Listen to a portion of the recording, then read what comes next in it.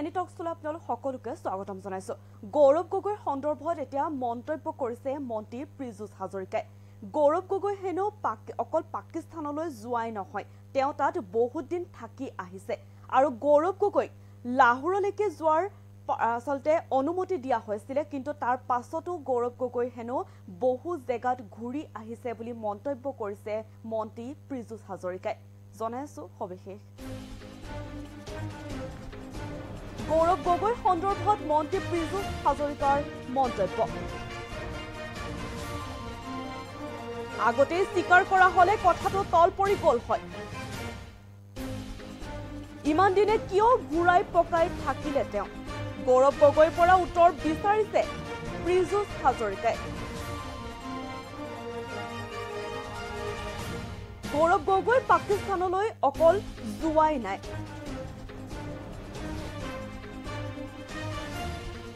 তেওঁ পাকিস্তানত বহুত দিন আছিলে।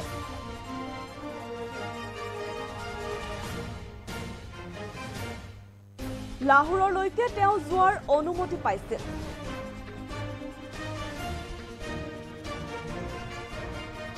তাৰ পিছতো তেওঁ বহুত ঠাইত ঘূৰি আহিছে বুলি মন্তব্য কৰিছে মন্ত্ৰীগৰাকীয়ে। গৌৰৱ গগৈ পাকিস্তানৰ লগত কেনেকুৱা সংযোগ আছে?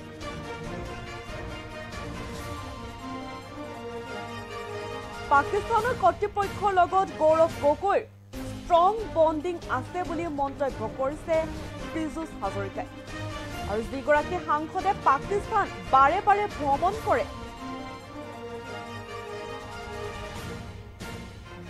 যিগৰাকী পাকিস্তানৰ সমৰ্থনত কথা কয়, তেখেতে উত্তৰ বিলাক সোনকালে কিয় নিদিয়ে বুলি এতিয়া প্ৰশ্ন কৰিছে মন্ত্ৰী পীযুষ হাজৰিকাই। উত্তৰবিলাক দিওঁতে কিয় ঘূৰাই পকাই উত্তৰ দিয়ে?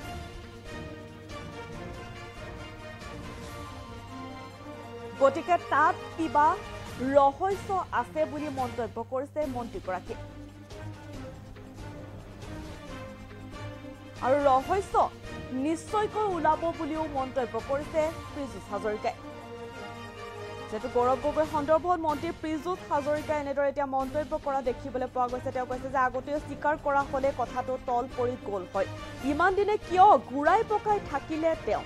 গৌৰৱ গগৈৰ পৰা উত্তৰ বিচাৰিছে এতিয়া পীযুষ হাজৰিকাই। গৌৰৱ গগৈ পাকিস্তানলৈ অকল যোৱাই নাই, তেওঁ তাত পাকিস্তানত বহুত দিন আছিলে বুলি মন্তব্য কৰিছে মন্ত্ৰীগৰাকীয়ে। লাহোৰলৈকে তেওঁ যোৱাৰ অনুমতি পাইছিল, কিন্তু তাৰ পিছতো তেওঁ বহু ঠাইত ঘূৰি আহিছে। গৌৰৱ গগৈ পাকিস্তানৰ লগত কেনেকুৱা সংযোগ আছে বুলি এতিয়া প্ৰশ্ন কৰিছে মন্ত্ৰীগৰাকীয়ে। পাকিস্তানৰ কৰ্তৃপক্ষৰ লগত গৌৰৱ গগৈৰ ষ্ট্ৰং বণ্ডিং আছে। যিগৰাকী সাংসদে পাকিস্তানৰ বাবে পাকিস্তানৰ আচলতে বাৰে বাৰে ভ্ৰমণ কৰে আৰু যিগৰাকীয়ে পাকিস্তানৰ সমৰ্থনত কথা কয়, তেখেতে উত্তৰবিলাক সোনকালে কিয় নিদিয়ে বুলি প্ৰশ্ন কৰিছে পীযুষ হাজৰিকাই। উত্তৰবিলাক দিওঁতে কিয় ঘূৰাই পকাই উত্তৰ দিয়ে? গতিকে তাত আৰু কিবা ৰহস্য আছে আৰু সেই ৰহস্য নিশ্চয়কৈ ওলাব বুলিও মন্তব্য কৰিছে মন্ত্ৰীগৰাকীয়ে। গৌৰৱ গগৈৰ পৰা উত্তৰ বিচাৰিছে এতিয়া পীযুষ হাজৰিকাই। গৌৰৱ গগৈ পাকিস্তানত অকল আচলতে পাকিস্তান যোৱাই নহয়, তেওঁ পাকিস্তানত বহুত দিন আছিলে আৰু লাহোৰলৈকে তেওঁ যোৱাৰ অনুমতি পাইছিলে। তাৰ পিছতো তেওঁ বহু ঠাইত ঘূৰি আহিছে বুলি মন্তব্য কৰিছে মন্ত্ৰীগৰাকীয়ে। গৌৰৱ গগৈ পাকিস্তানৰ লগত কেনেকুৱা সংযোগ আছে এই প্ৰশ্ন কৰিছে মন্ত্ৰীগৰাকীয়ে। পাকিস্তান কৰ্তৃপক্ষৰ লগত গৌৰৱ গগৈৰ ষ্ট্ৰং বণ্ডিং আছে। যিগৰাকী সাংসদে পাকিস্তান বাৰে বাৰে ভ্ৰমণ কৰে আৰু যিগৰাকীয়ে পাকিস্তানৰ সমৰ্থনত কথা কয়, তেখেতে উত্তৰবিলাক সোনকালে কিয় নিদিয়ে বুলি এতিয়া প্ৰশ্ন কৰিছে মন্ত্ৰীগৰাকীয়ে। উত্তৰবিলাক দিওঁতে কিয় ঘূৰাই পকাই উত্তৰ দিয়ে? গতিকে তাত আৰু কিবা ৰহস্য আছে আৰু সেই ৰহস্য এতিয়া নিশ্চয়কৈ ওলাব বুলিও মন্তব্য কৰিছে মন্ত্ৰী পীযুষ হাজৰিকাই। মন্তব্য আছে, কি কৈছে তেওঁ শুনোৱা হয়। স্বীকাৰ কৰিলে কথাটো তল পৰি গল হয়। ইমান দিন ঘূৰাই পকাই তেখেতে কিয় থাকিলে? ইমান দিনে তেখেতলোকক যদি সদ দিয়ে, আপুনি পানী খাব নেকি? তেখেতে কৈ দিয়ে মই চাহ খাম।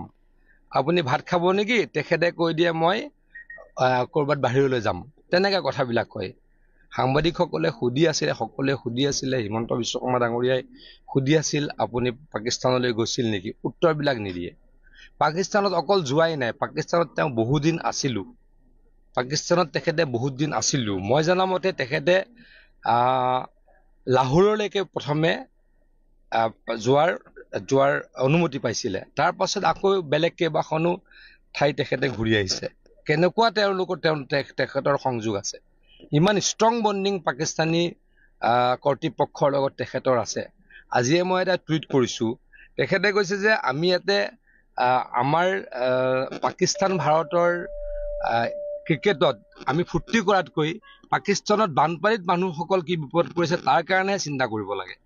ইমান ডাঙৰ পাকিস্তানী চিম্পেথাইজাৰ কেনেকে গৌৰৱ গগৈ ডাঙৰীয়া হ'ল, এইটো নিশ্চয়কৈ চিন্তনীয়। বিৰুদ্ধে ব্যৱস্থাটো তদন্তত চলি থাকিব, কিন্তু এগৰাকী সাংসদ যিগৰাকী সাংসদে পাকিস্তান বাৰে বাৰে ভ্ৰমণ কৰে, যিগৰাকীয়ে পাকিস্তানৰ ছাপোৰ্টত কথা কয়, তেখেতে উত্তৰবিলাক সোনকালে কিয় নিদিয়ে?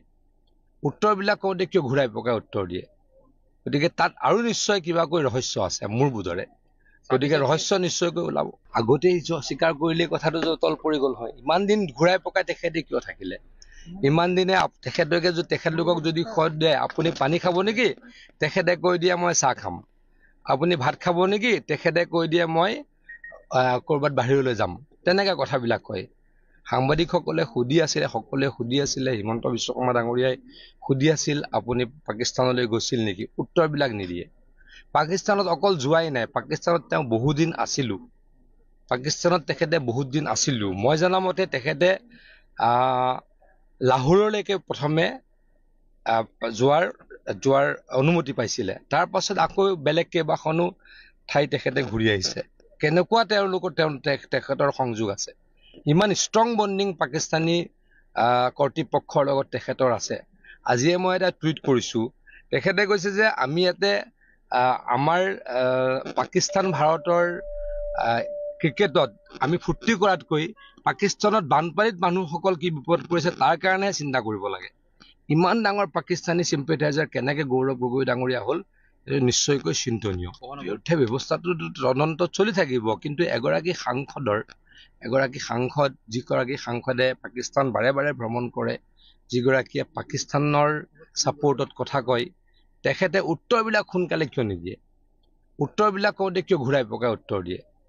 গতিকে তাত আৰু নিশ্চয় কিবাকৈ ৰহস্য আছে মোৰ বোধৰে। গতিকে ৰহস্য নিশ্চয়কৈ ওলাব। আগতেই